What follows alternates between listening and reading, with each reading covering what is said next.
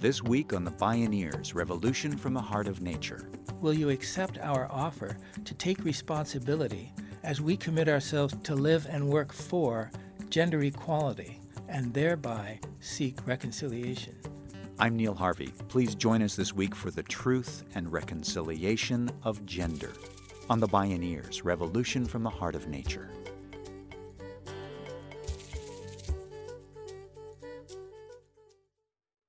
As the author D.H. Lawrence wrote, the future of humanity will be decided not by relations between nations, but by relations between women and men. Like the truth and reconciliation process that South Africa undertook to heal the racial wounds of apartheid, today, gender reconciliation is a burgeoning new movement for transformational healing. It's radically challenging the assumptions of cultural conditioning that shape our views of gender, sexuality, and relational intimacy. Although a patriarchal power structure continues to subordinate women and confer power and privilege to men, that privilege comes with a very high price for both men and women. How do we move toward gender justice and social healing? This is the marriage of the sun and moon, the truth and reconciliation of gender, with gender reconciliation pathfinders Cynthia Brix, William Keepin, Pele Rouge, and Pat McCabe. My name is Neil Harvey. I'll be your host. Welcome to the Bioneers, Revolution from the Heart of Nature.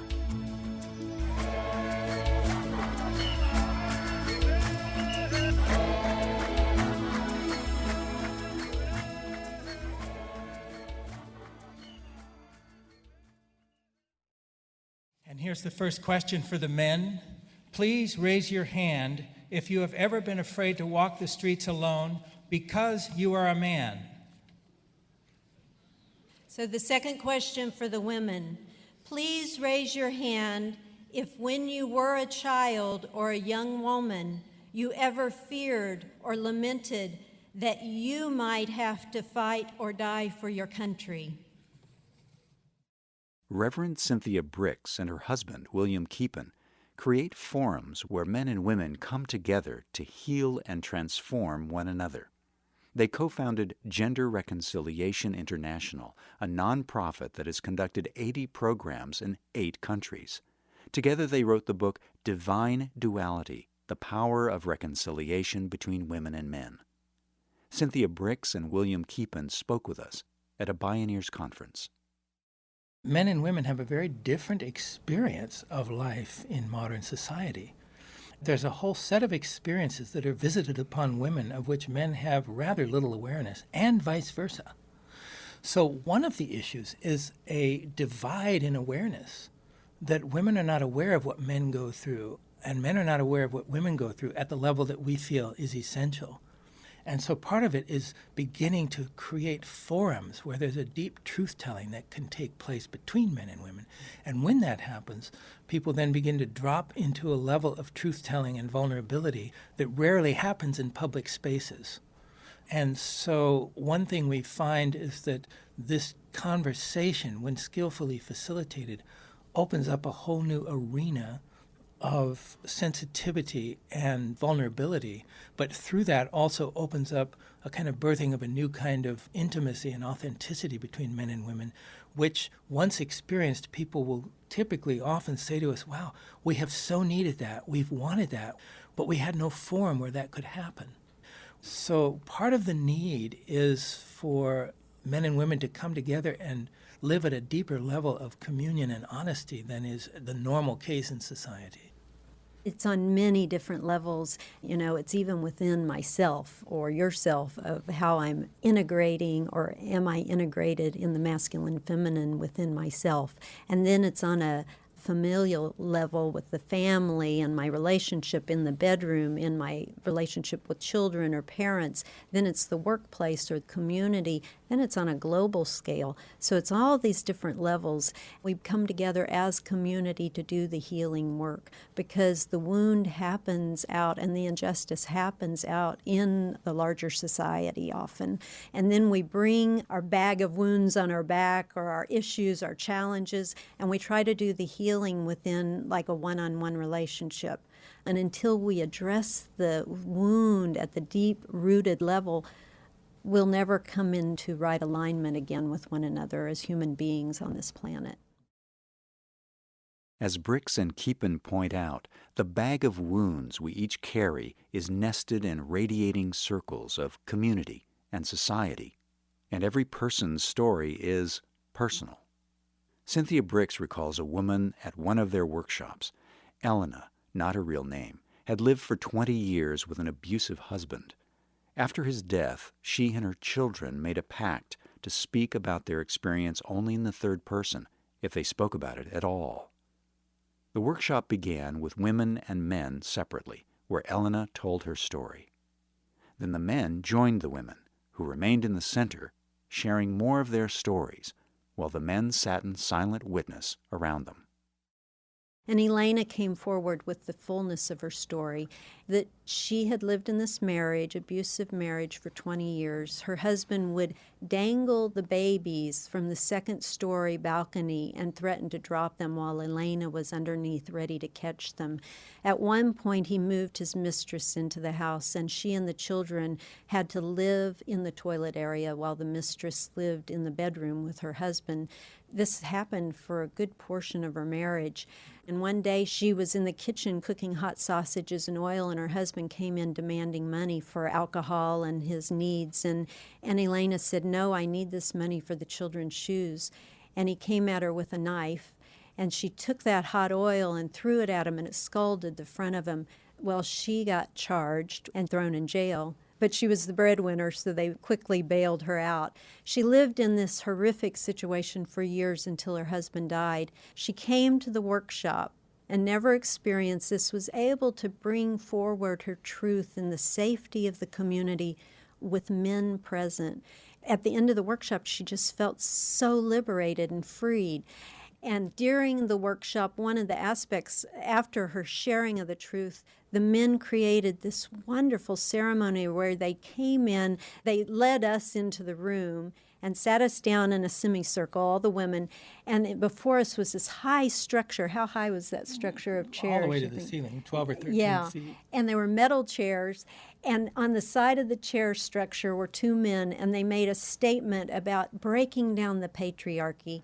And at that point, they pulled the bottom legs of the chair, and this whole structure came crashing down, and the women just, and we sat there amazed. And then they tenderly, gently washed our hands and cleansed our hands and made statements of how they were going to move forward to continue their efforts to break this down, the patriarchy. Elena was so elated when she left this workshop, having never experienced the gentleness of a man before or that listening at that level. A week after the workshop, we saw her, and she came running up and said, "Will, Cynthia, I have to tell you what happened since the workshop." She said, "I visited my husband's grave, and I sat there and I was able to forgive him for everything that had happened. And then I knew where his mistress lived, and I hadn't seen her for 20 years. And I knocked on her door, and she came to the door in a wheelchair, and she said, 'Elena, I've been thinking about you all week long,' all during the workshop time. And she said, 'I think I'm in this wheelchair for all the things I did to you and your children.' And they were able to come to some kind of healing moment and reconciliation. And the purpose of this story is to say, speaking truth to our experience and getting some kind of acknowledgement and accountability has profound effect and brings us into a place of moving through it into a higher level and being able to come into forgiveness often, as Elena did. Truth and reconciliation, by speaking truth to our experience, and by seeking recognition and accountability. Where better to raise gender truth and reconciliation than in South Africa, where it is estimated that a woman or girl is raped every 26 seconds. Brix and Keepin learned what was often expected for boys and girls growing up in a township in South Africa. As a boy, your mother would fear you'd become a gangster. As a girl, your mother would fear you'd be raped at a very young age. William Keepin recalls the story of one young man changed by hearing a woman in a workshop. She had been raped and was working through her own trauma, preparing to confront her attacker in court. She told her story in graphic detail, which was very rare, and none of the men had ever heard such a story. And it took all they could do to stay in the room. And one of the men, who was one of our trainees, and a pretty astute young man, mid-20s, was quite shaken, as everyone was in a certain way. And he said, I don't know how to be a man anymore. He said, I feel traumatized. His very identity as a man was being transformed. And the key was that his heart had been broken open, and he was now carrying part of the pain that this woman was carrying all on her own, and that women, in sense, as a group, carry all on their own, in terms of that level of fear that women live in from the day they're born, that men don't live in the same way. And now he was carrying that with her, and that was transforming his very identity as a man.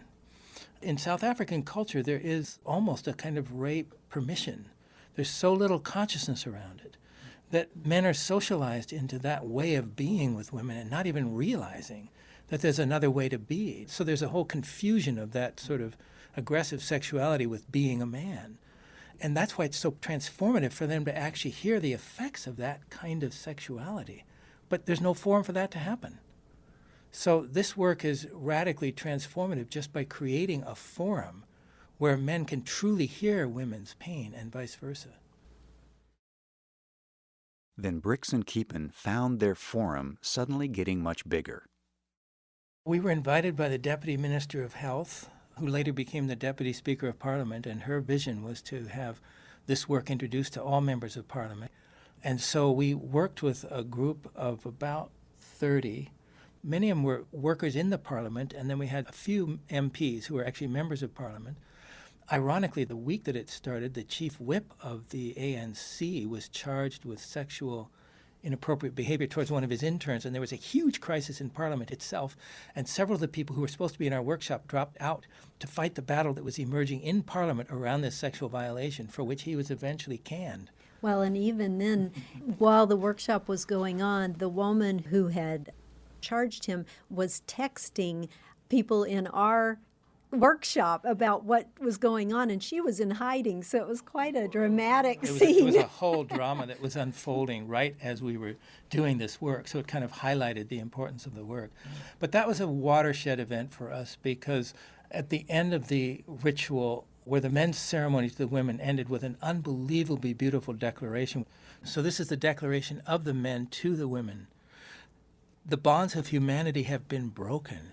We acknowledge that we have shared in the unfair and unjust advantage that has upset the Creator's intended balance of human relationships for love, companionship, and cooperation. We further acknowledge that we have been complicit in breaking the intended dream of equality. So now we come forward to say to you, we are sorry. We affirm that we want to start anew, and we ask, will you accept our offer to take responsibility as we commit ourselves to live out and challenge and support all men everywhere to live and work for gender equality and thereby seek reconciliation. I mean, the women were weeping. They were stunned when the men delivered this and left. I mean, you were there. Mm-hmm. It's true. Yeah, it was a very beautiful moment. And coming at such a high level of political engagement, these men were leaders in the country. And it's beautiful. William Keepin and Cynthia Brix say that the greatest male privilege is not any of the social advantages afforded to men in patriarchal society, but rather for men to participate in dismantling the patriarchal system itself. This was symbolized in this case by toppling a stack of chairs, men proactively deconstructing male privilege and partnering with women to build a beloved community across nations, races, and cultures. When we return, we explore ways people from Western and indigenous cultural perspectives are restoring the balance of the masculine and feminine and creating an alchemy of the heart. This is the marriage of the sun and moon, the truth and reconciliation of gender. I'm Neil Harvey. You're listening to the Bioneers, Revolution from the Heart of Nature.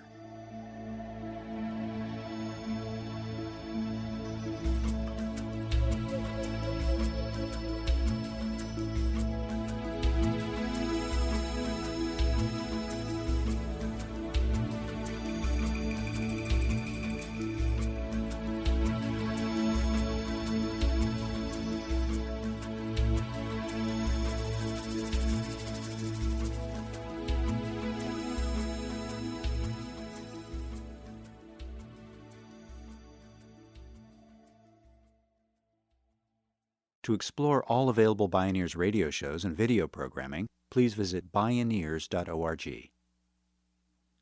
Attitudes toward gender are changing radically. From the majority acceptance of gay marriage in the U.S. to the emerging LGBT rights movement, growing numbers of people are seeing gender identity as more fluid and inclusive of differences. It's a nuanced continuum where each of us has both feminine and masculine qualities. When I think of gender, I think of all aspects of who I am as a human being. What does my mind say about gender? What does my body say about gender?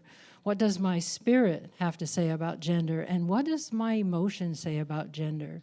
And they're not all one and the same. Pele Rouge leads gender reconciliation business retreats and community ceremonies based on an ancient body of earth wisdom teachings passed on to her and her husband in a formal apprenticeship. She's a contributing editor to Community Building, Renewing Spirit and Learning in Business. Her journey has been deeply personal and began unexpectedly on the cliffs of Big Sur, California. Pele Rouge. I was born into a fifth-generation farm family in Iowa, the second daughter into a family that desperately wanted a male. And when I was about 27 years old, I found myself sitting in a hot tub at Esalen doing an exercise about what I feel guilty about. And I found myself saying, I feel guilty for being female. I was so grateful for that moment because for the first time in my life, I began to understand something about who I was and something about the forces that I had been wrestling with that I couldn't make sense of because I never seemed to fit. It's probably been somewhere in my 20s where I discovered that the two questions of my life in terms of what I came here to learn this lifetime, the first one is, what is it to be a woman in this time? Because I felt I knew much more about being male than I did about being female. Growing up the way that I did, I was a tomboy. I was my father's son in many, many ways. That world made sense to me. The world of the feminine, the world of women was a mystery that I had some very painful and powerful initiations into over time. In the face of mystery, Pele Rouge asked herself a question. How do I heal the hatred of the feminine that is within myself? How do I heal the denigration of the feminine? How do I even see it? How does it even become visible to me? One of the greatest gifts that has come to me recently is a deep friendship with a woman who is a lesbian, who gives me eyes to see what has been hitherto impossible for me to see through my own heterosexual eyes. We were in a conversation about yielding, that it is the job of the masculine to yield first and then change, and the feminine to change first and then yield. Most women in this culture were brought up to yield. We were brought up to change first. And the yielding, certainly in my world, the world that I grew up in my family, was very close to serving. There wasn't much difference between yielding to the masculine and serving the masculine. At my time of being a young girl, I actually moved from New Mexico, which is where my home is, to the Stanford University campus where my father went to school. And it was a pretty radical change for a New Mexico girl, but beautiful. Pat McCabe is a member of the Diné Navajo Nation. She's a mother, writer, artist, activist, international speaker, and cultural liaison. Her work is based on what she calls the science of right relations and the central knowledge that we are born into beauty. She's a ceremonial leader known as Woman Stands Shining. One of the things I always think about that time is how it was so a part of curriculum on the part of really everybody, but in particular the women who were my teachers, to make sure that I understood that I could become anything. I could be an astronaut. I could be, it was just like over and over and over and over and over again. Later, however, as I came back around to indigenous community and indigenous culture, that had to shift. And I didn't understand it at first. I kind of came into traditional activity and practices with a women's lib attitude. I didn't understand what the gender roles were about then. I didn't understand that there was a purpose beyond contemporary Western culture's understanding of what those roles were. So it was a slow process for me, but I've come around to this different place now where there's actually many different cultures and different lenses to look at that question through. In other words, says Pat McCabe, gender is a cultural construct and a paradigm. So what really is gender, and what cultural paradigm is informing it? What does it mean to be embodied divine feminine? What does it mean to be embodied divine masculine? In fact, what does it mean if we just drop that word feminine that is so loaded, or that word masculine that is so loaded? What are we left with, essentially? My spirit helper said to me, "That's a very good question. You're onto something with that question, because you have been associating what is masculine with a paradigm. It's the warring and hoarding paradigm.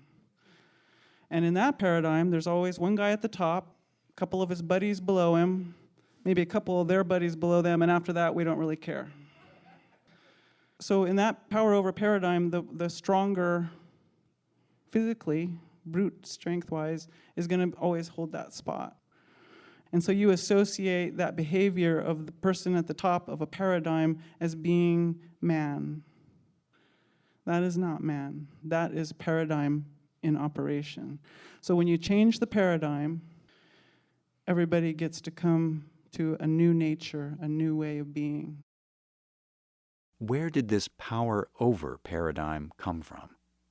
William Keepin found insight in historian Gerda Lerner's book, The Creation of Patriarchy.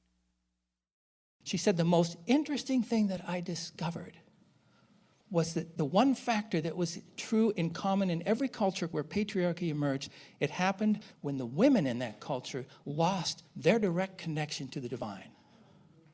And when that connection was severed, women were commodified, sexuality was commodified, and the whole thing started to unfold as a patriarchal oppression. So that gives us a hint that part of the solution then to heal patriarchy is for women to reclaim that spiritual connection, direct connection, authentic, and become then an instrument of a larger divine force and power.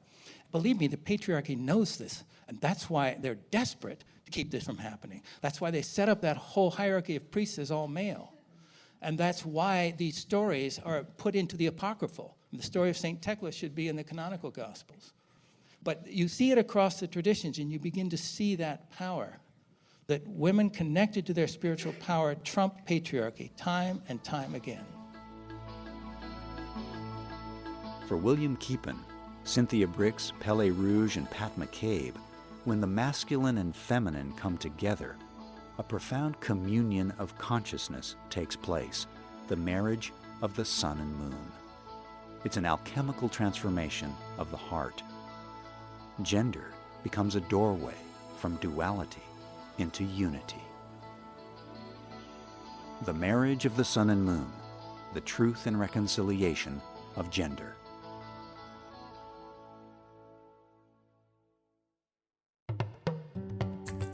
You can see video of workshops led by Cynthia Brix and William Keepin and explore more Bioneers radio shows and video programming online at bioneers.org. For information on attending the National Bioneers Conference and Bioneers events in your area, please visit bioneers.org or call 1-877-BIONEER. The Bioneers, Revolution from the Heart of Nature is a production of Bioneers and Collective Heritage Institute. Executive producer, Kenny Ausubel. Written by Kenny Ausubel. Senior producer, Neil Harvey. Managing producer, Stephanie Welch. Distribution is by WFMT Radio Network. Interview recording engineer, Jeff Westman. Our theme music is taken from the album Journey Between by Baka Beyond and used by permission of Hannibal Records, a Rykodisc label. Additional music was made available by Sounds True at soundstrue.com. For more music information, please visit radio.bioneers.org. The opinions expressed in the Bioneers Revolution from the Heart of Nature radio series are those of the presenters and are not necessarily those of Bioneers and Collective Heritage Institute, the underwriters, or this radio station. My name is Neil Harvey. Thank you for listening. I invite you to join the Bioneers in inspiring a shift to live on Earth in ways that honor the web of life, each other, and future generations. This is program number 1014.